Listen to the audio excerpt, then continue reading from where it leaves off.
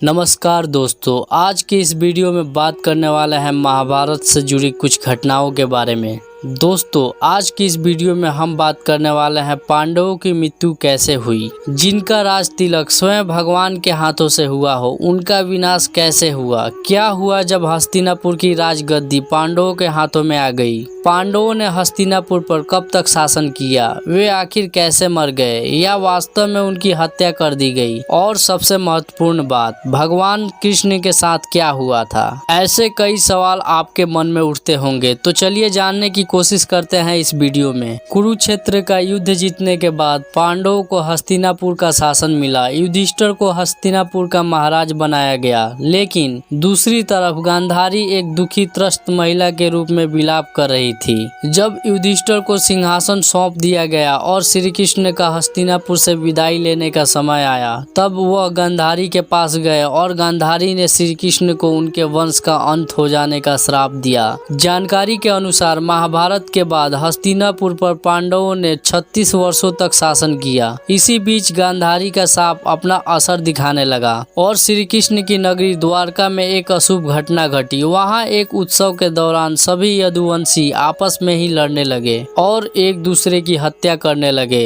यदुवंशियों के एक दूसरे को मार डालने के बाद सबसे पहले बलराम जी अपने लोक को वापस चले गए। इसके बाद श्री कृष्ण वहीं एकांत में रहने लगे। एक दिन वह ध्यानावस्था में एक वृक्ष के नीचे बैठे थे, तभी जारा नाम के एक शिकारी ने गलती से उनके पैरों में तीर मार दिया और श्री कृष्ण ने वह मानव देह त्याग कर दिए।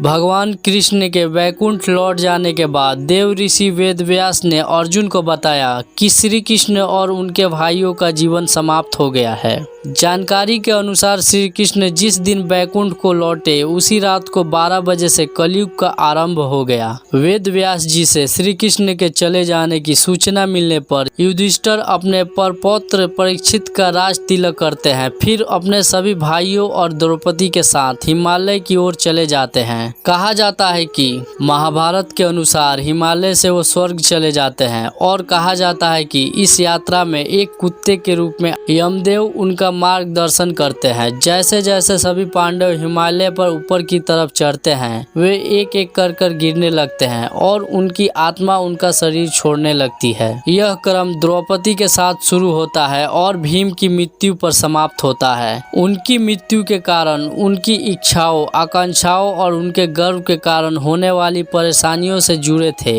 केवल युधिष्ठिर ही थे जिन्होंने किसी भी चीज पर गर्व नहीं किया। इसी कारण केवल वही जीवित रूप में हिमालय के ऊपर स्वर्ग के प्रवेश द्वार तक पहुंच पाए। स्वर्ग के प्रवेश द्वार पर भगवान यम कुत्ते के रूप को त्याग कर अपने असली रूप में आते हैं और युधिष्ठिर को स्वर्ग में प्रवेश करने से पहले उन्हें नर्क में ले जाते हैं, जहां नर्क में युधिष्ठिर अपने भाइयों और द्रौपदी को अपने पाप स्वीकार करते हुए देखते हैं। इसके बाद भगवान इंद्र युधिष्ठिर को स्वर्ग ले जाते हैं और उनसे वादा करते हैं कि उनके भाई और द्रौपदी भी जल्द स्वर्ग में आ जाएंगे। महाभारत के सबसे महत्वपूर्ण पात्र भगवान श्री कृष्ण और पांडवों ने नश्वर संसार को छोड़ दिया। इसके बाद कलयुग शुरू हुआ, जो अभी तक चल रहा है। जानकारी के अनुसार अब तक कलयुग के 5000 साल पूरे हो चुके हैं। कलयुग की अवधि क्या है, इस पर अलग अलग मत देखने को मिलते हैं। तो दोस्तों, कमेंट में जय श्री कृष्ण लिखना ना भूलें और आज का वीडियो कैसा लगा अपनी राय कमेंट में जरूर दें। मिलते हैं किसी और वीडियो में, तब तक के लिए धन्यवाद।